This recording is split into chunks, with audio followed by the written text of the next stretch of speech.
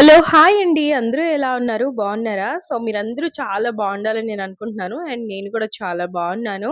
So, summer holidays వస్తున్నాయని ఎంతమంది mummies భయపడుతున్నారో కింద కామెంట్ అయితే చేయండి. సో, మీ అందరి కోసం నేను క్యాండీని ఎట్లా హ్యాండిల్ చేస్తానో ఇంట్లోనే అండ్ యాక్టివిటీస్ ఏం చేపిస్తాను అనేది ఇలా వ్లాగ్స్ లాగా రిలీజ్ చేస్తాను.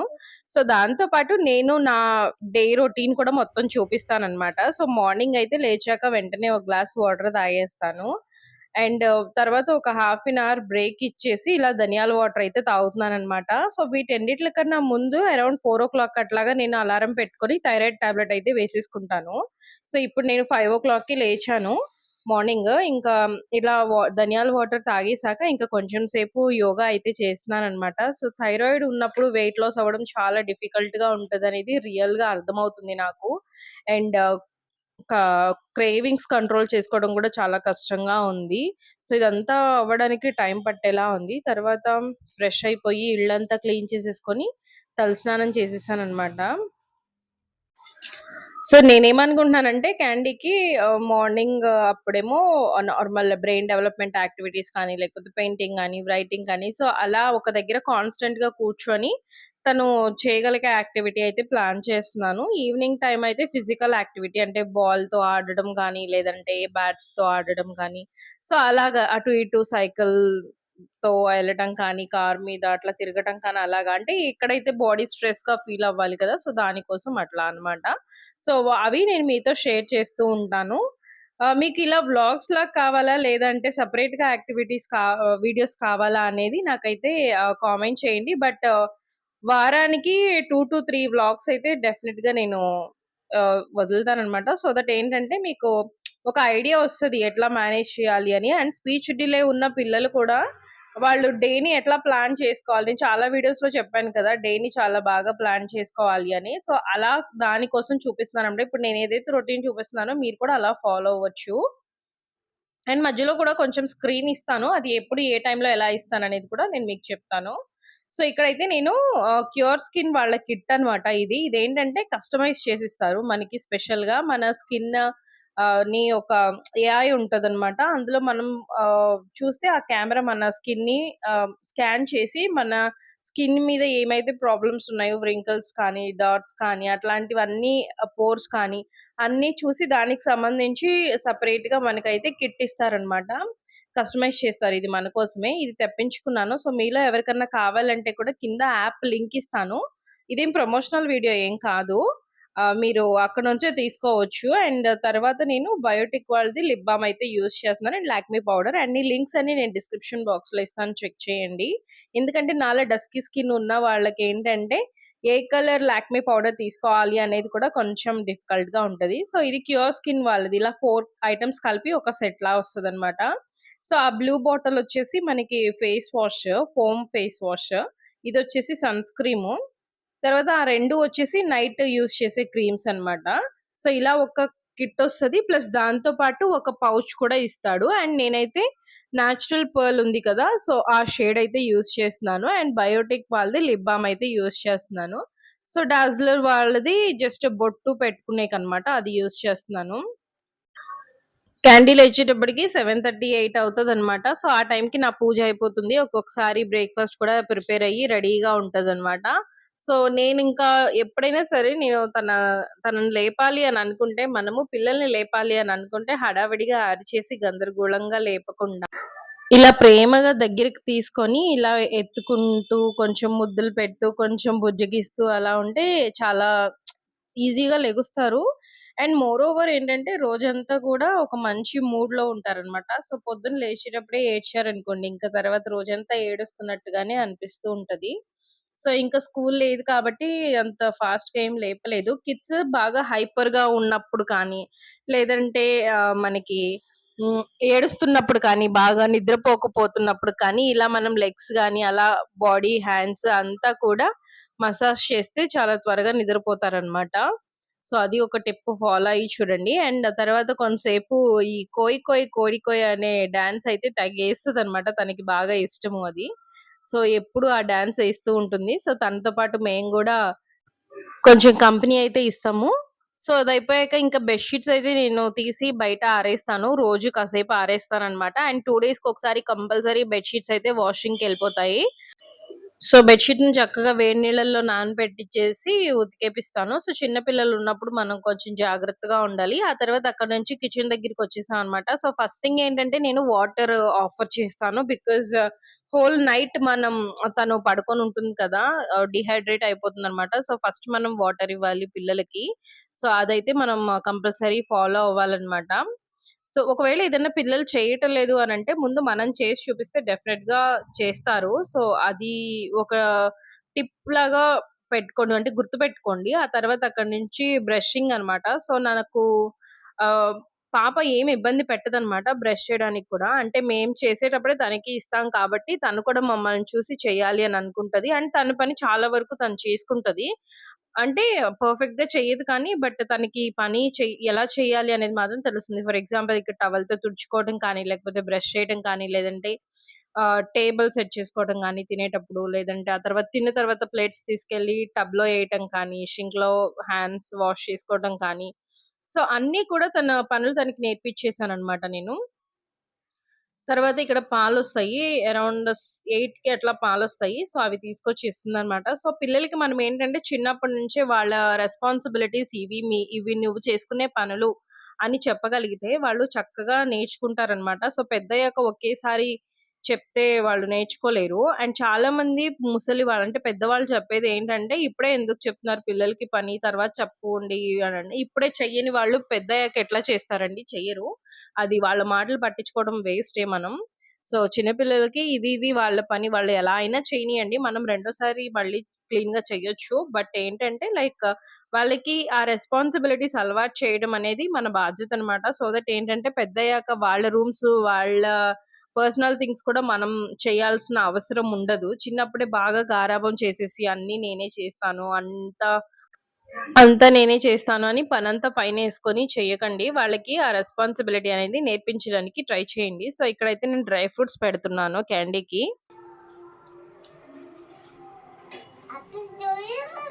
Thank you baby. Happy to you candy.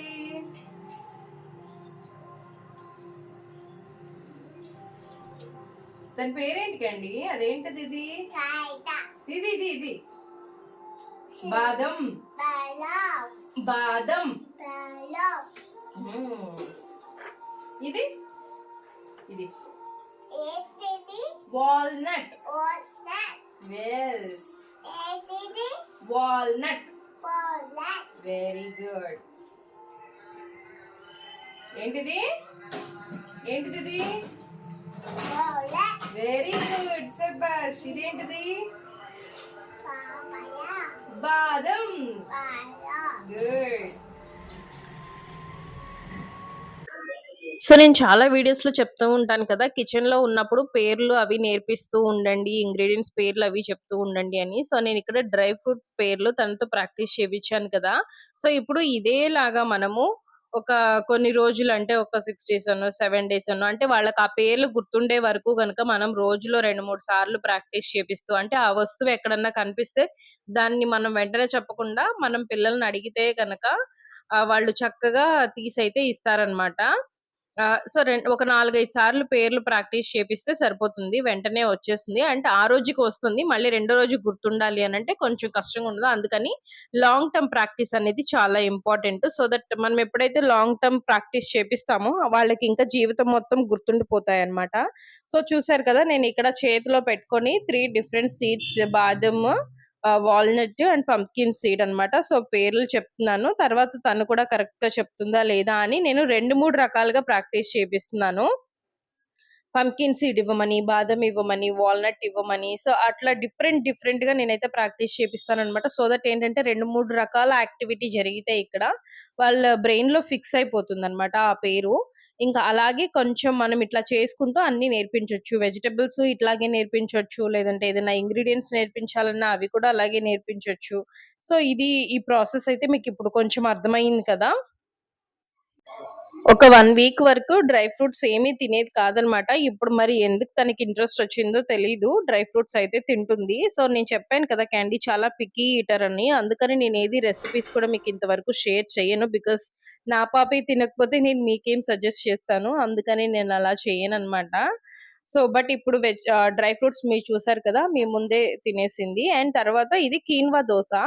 So, quinoa ఉంటాయి కదా! అవను పెసలు కలిపి నానపెట్టేసాననమాట రాత్రి.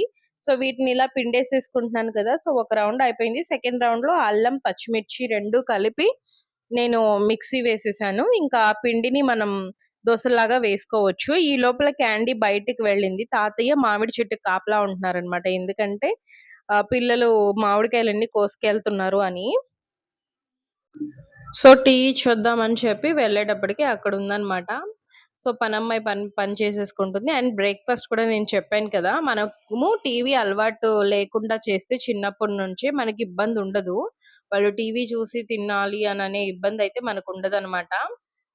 సో, అది కొంచెం మీరు జాగ్రత్తగా ఉండండి. అట్‌లీస్ట్ మళ్ళీ ప్రెగ్నెంట్‌గా ఉన్న వాళ్ళు, లేదంటే 1 ఇయర్ బేబీస్ అలా ఉన్న వాళ్ళు జాగ్రత్త పడి కొంచెం టీవీ ఆపేసేయండి. ఆపేసి మీరు అట్లా తినడం అయితే చేయండి. అండ్ ఆయిలింగ్ చేస్తున్నాననమాట. సో, ఇక్కడ ఆయిలింగ్ చేసేకి కూడా నేను ఒక టెక్నిక్ చూపిస్తాను. అండ్ ఈ టెక్నిక్ మీలో ఎంతమందికి తెలుసనేది నాకు కింద కామెంట్ చేయండి. సో, దీనికోసం అయితే ఫస్ట్ మనం హెయిర్ అంతా చిక్కు తీసేసుకోవాలి. తర్వాత ఇక్కడ నేను 2 పార్టిషన్స్ చేస్తున్నాననమాట హెయిర్. సో, కొంతమందికేంటంటే చేతుల నిండా ఆయిల్ అయితే నచ్చదు కదా! సో, వాళ్ళకి కూడా ఈ టిప్ చాలా బాగా హెల్ప్ అవుతుందనమాట.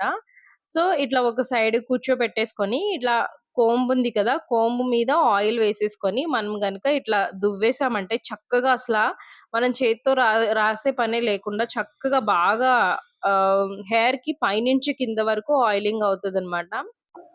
లాంగ్ హెయిర్ ఉన్న వాళ్ళకి, లేదంటే కర్లీ హెయిర్ ఉన్న వాళ్ళకి అయితే చాలా బాగా హెల్ప్ అవుతుంది ఈ టిప్. అండ్ రూట్స్‌లోకి వెళ్తుంది బాగా.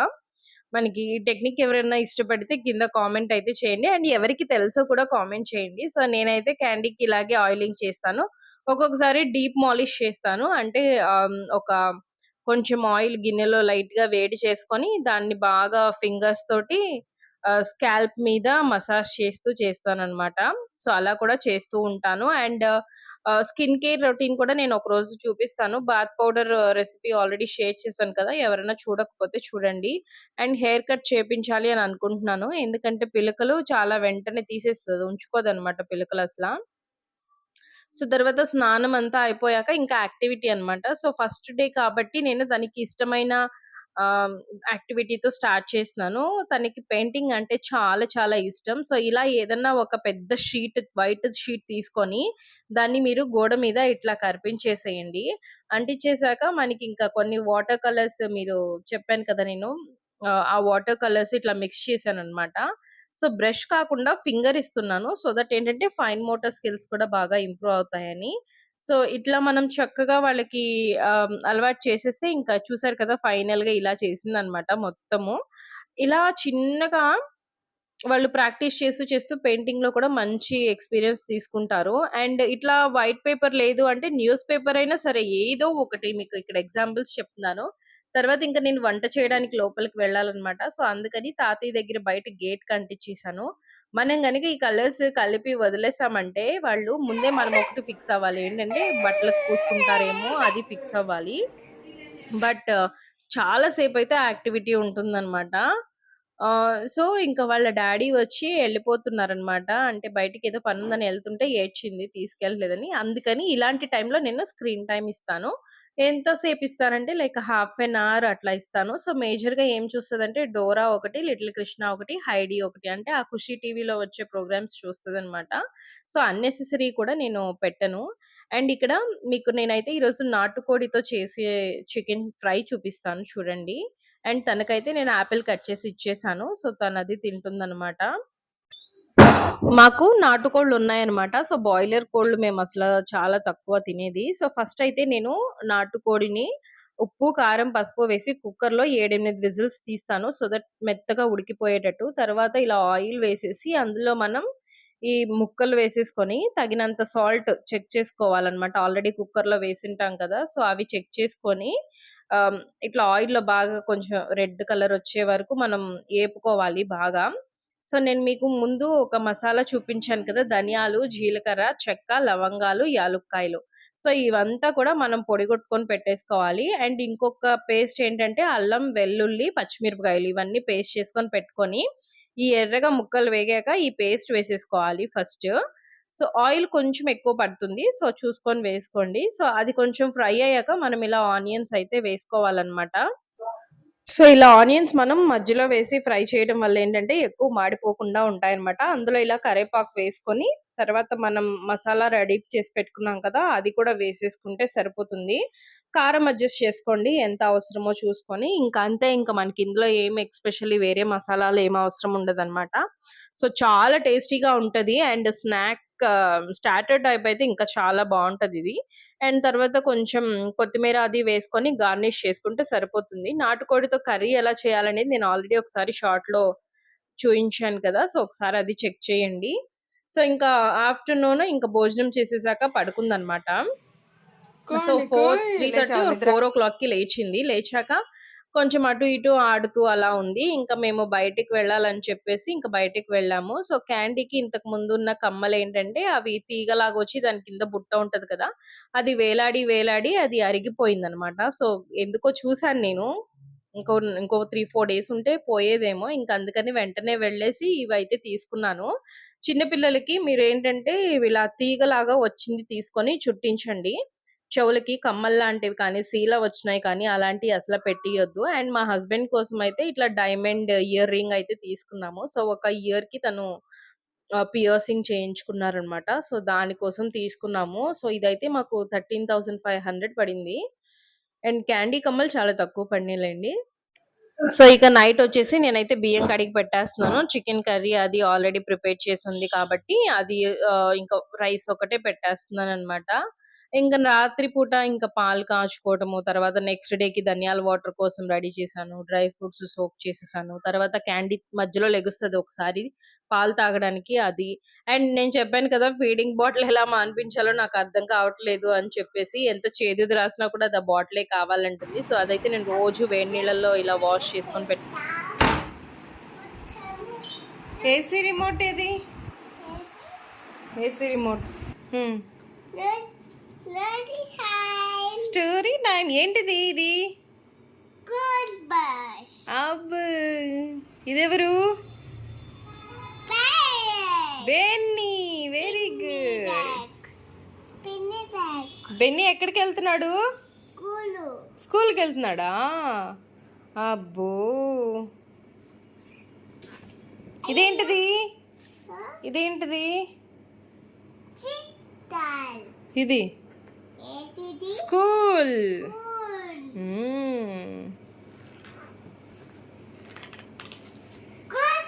ఇగో చూడు. Benny runs out of his school bus. He wants to get to his bus first. ఎక్కడికి వెళ్తాడు బన్నీ? పరిగెత్తుతున్నాడా? ఎక్కడికి? స్కూల్ బస్ లోకా? ఇక్కడ చూడు, బెన్నీ ఏం చేస్తున్నాడు? ఏడుస్తున్నాడా బెన్నీ?